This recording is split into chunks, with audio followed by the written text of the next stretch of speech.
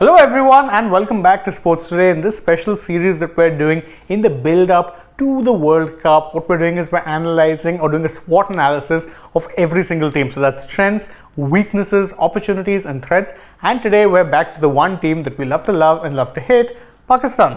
Of course, who doesn't love to love and love to hate Pakistan? But we're all looking forward to as we as a nation come together and watch the India versus Pakistan match. We're all looking forward to it. But let's assess the Pakistan team because they have been on highs and have seen the lows in the past few months, very rapidly. In fact, even if you go for the last 1 year, remember, T20 World Cup, they looked down and out, somehow out of nowhere made a miraculous run to the semis and then ended up making it to the final.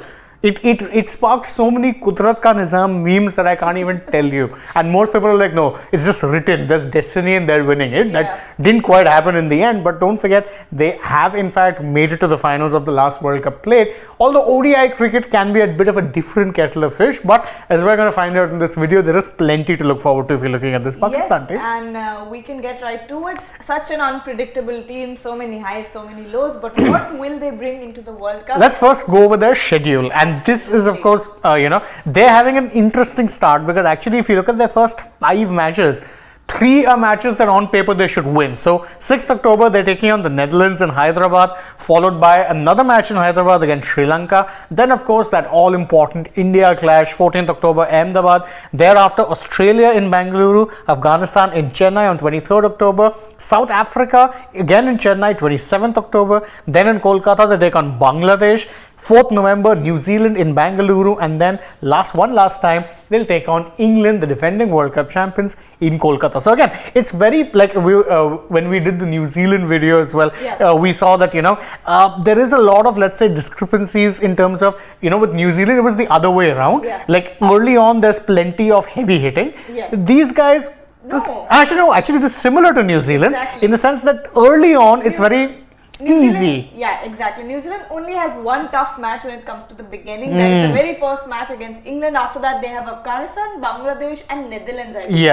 This is a similar case with them because they've got Netherlands and Sri Lanka and Afghanistan in the first 5. India, Australia are the 2 tough matches, let's put it that way. I'd still not write off Afghanistan that easily. Yeah, but this is Afghanistan who will be again in Chennai. They're bored. But when we're looking at the venues, what I see is they're not traveling as much as the other teams. Yeah, that's down to 2 matches in Hyderabad. They have 2 matches in Chennai. So that is quite a good break for and don't forget team. 2 in Bangalore, even though. But still, they'll have to travel, right? What I'm saying is they have 2 matches at the same venue consecutively. Same for Chennai as well. So that saves a lot of travel for the Pakistan team. And because they'll be up against South Africa and then India as well, they get a lot of rest over there. Yeah, I think the only time the travel gets tough is these last 3 matches because Bangladesh in Kolkata, then all the way down south to Bengaluru, and thereafter back to Kolkata. That is, again, the scheduling of this particular World Cup in terms of, it's been a logistical nightmare, will be a logistical nightmare for a lot of these teams.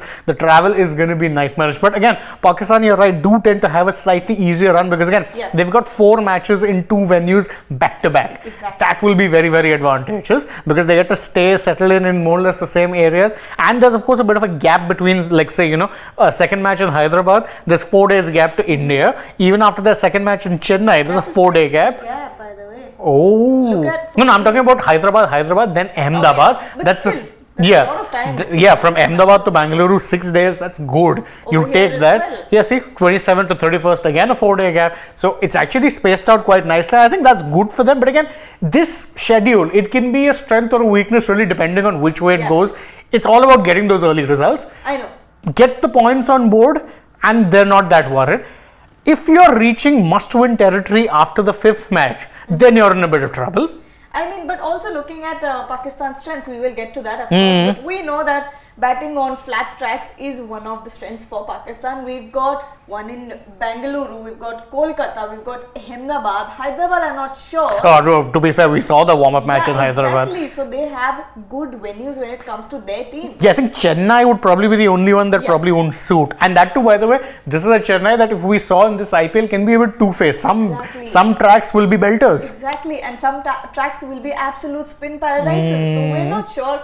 But let's move ahead to the World Cup squad. We've got Fakhar Zaman Imamul Haq, Abdullah Shafiq, Babar Azam, the captain of course, Mohammad Rizwan will be keeping the wickets, Saud Shakil, Iftikhar Ahmed, Agha Salman, Shadab Khan, Usama Mir, Mohammad Nawaz, Shaheen Shah Afridi, the star right now, Haris Rauf, Mohammad Wasim Jr. and Hassan Ali. Now, What do you obviously, think about that? see, there's obvious strengths there, and I think an obvious weaknesses.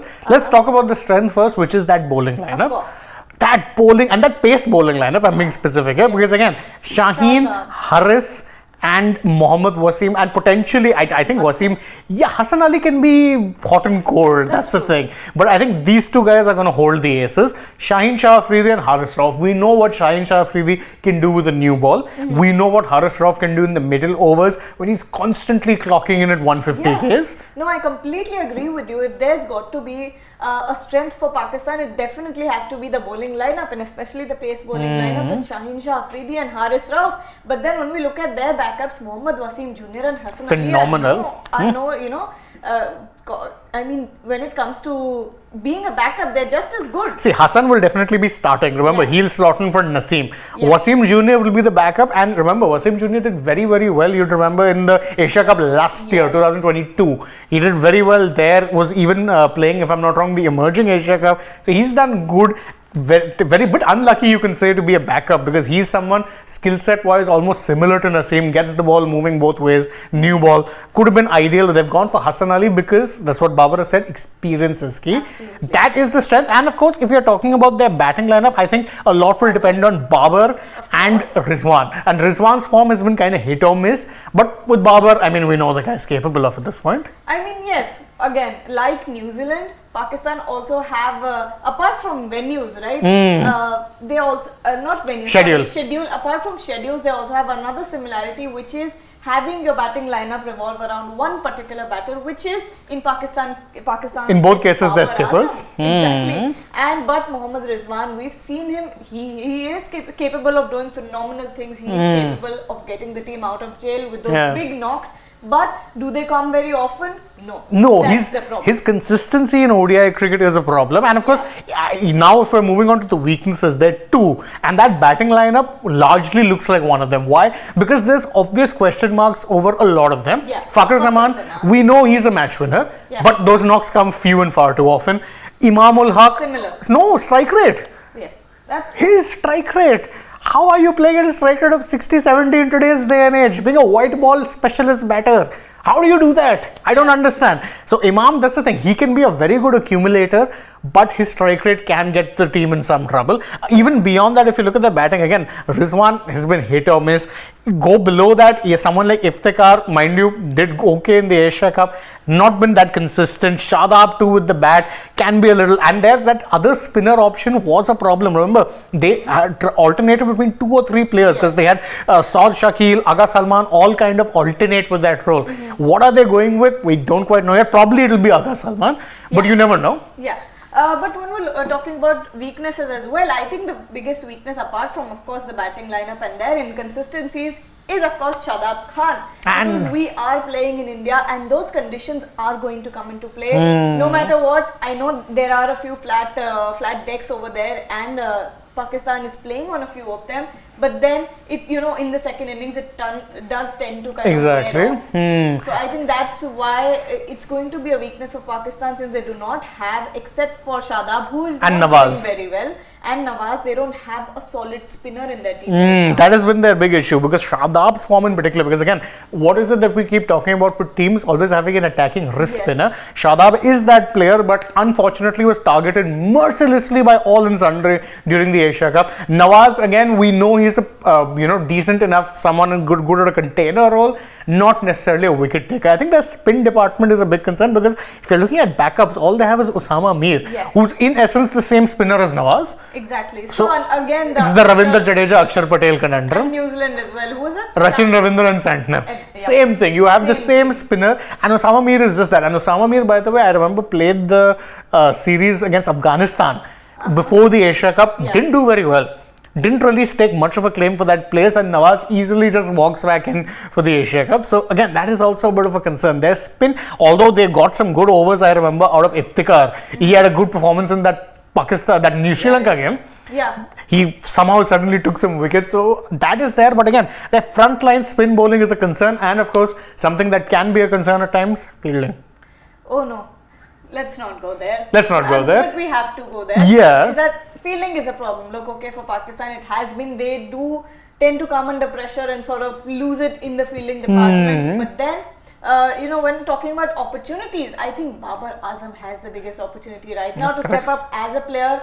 He has been stepping up as a batter, but then the other batters have to step up as well. I think that's where the opportunity lies for Pakistan. And threats, Shaheen Shah Afridi. Shaheen Shah Afridi. I mean, I think he's someone who's become that person who a lot of people just say is a superstar ever since, of course, 2021, that performance against India. Then, of course, even earlier this year in the 100, he was putting in some phenomenal performances with the white ball. About Shaheen Shah Afridi's ability. Yeah, I mean, this guy is, I think, if you ask me, and considering Pakistan's, let's say, penchant for making bowlers their captains, he's a captain in the waiting. Won 2 PSL titles already with, I think, the Lahore Qalandars. Yeah. So he's definitely a captain in the waiting and the biggest threat by no two ways. But for me, I'm also picking Haris. Man, there's something, I have a bit of a, let's say, weakness for express pacers, and this guy's consistency is frightening. I know. Frightening. I know, right? 150 Ks, 151, 152, he's clocking for fun. Can be very, very hard to get away. Like till date, I think one of the best shots I've ever seen Virat hit was, of course, that shot, because you keep thinking, like, this is a 150 clicks plus bowler. How did that even happen now? Exactly. It come off the bat? And that is why, because it was off a bowler who you know how dangerous he can be. Exactly. These two biggest threats, undoubtedly. Yeah, But I agree. But when looking at their, let's say their best 11. We've got, why don't you take us through? Yeah, and it pretty much picks itself, really, because again, Fakhar Zaman and Imamul Haq will be the batters at the top of the order. You've got Babar Azam at 3, potentially Saud Shakil at 4, Rizwan at 5, then you've got Iftikhar Ahmed, Shadab Khan, Mohammad Nawaz, Shaheen Shah Afridi at 9, Hassan Ali at 10, and Haris Rauf at 11. By the way, that is a deep batting lineup because again, Nawaz is your number 8. Yes. And potentially could bat higher depending if they want to send up another left-hander, because Iftikhar, Shadab, both righties, could very well come in earlier, and Shaheen, we know, can tonk a couple. Yeah, exactly. I don't know, Shaheen doesn't consistently perform with the bat, but you know he's capable of hitting some good knocks. Some quick fire 30 is exactly what you expect from someone like a Shaheen Afridi, and he does deliver that. You know who they're really missing in this regard? Naseem. Oh, just ask Afghanistan. How many times has he gone on to play match-winning knocks with the bat against Afghanistan? It's just strange, but it's happened twice. And I think, but this is, that's the thing. This lineup, if it clicks, that's the big. It's one of the best. Yeah, but because again, there are obvious problems which we pointed out, and which is why, consistency, and I think there's a lack of X factor, if you ask me. I think that's another drawback. Whereas with a lot of teams, there's at least 2 or 3 power hitters in there somewhere, someone who can take the attack. Who's going to be that player for Pakistan? There's just too many anchors. Far too many anchors. Exactly. But I think, rightly pointed out, I think another weakness could be not having Naseem Shah in the team. Naseem, definitely a blow. And I remember when he was ruled out, I think a lot of people were like, okay, that is a major blow for Pakistan, because that triumvirate, the Naseem, Shaheen and Haris, next level fearing. Absolutely frightening. But of course, even with Pakistan, they do tend to sometimes have that ability to kind of outperform themselves. Yeah. That I think is the biggest threat also, is that you look at them and go like, they're not that good. I remember a lot of people even before 2022 were saying that, Pakistan don't have power hitters, this, that. Somehow they weasel their way to a final. Exactly, and I think that's what makes Pakistan such, let's say, I can't find the right word. You want to watch them, they must watch. It's their unpredictability that makes them so dangerous. Yeah, and which probably gives a lot of their, fans heart problems. Yeah. So that's what we think, by the way, of the Pakistan team. Obviously, plenty to watch out for. That side, there can be inconsistent, flaky, brilliant one day, mind-numbingly bad the next, but you can never take your eyes off them. That's what we feel. What do you guys know? You can let us know in those comments below, and don't forget to like this video, share it with your friends, subscribe to the channel, and tap that bell icon so you know when we're going live or uploading a new video. Also, follow us on socials. We're on Instagram, Twitter, and Facebook, and don't forget to download the AajTak app. Plus, if you're already on the channel, go right ahead, check out some other videos we've done. For now, though, from Gargi and me, it's bye-bye.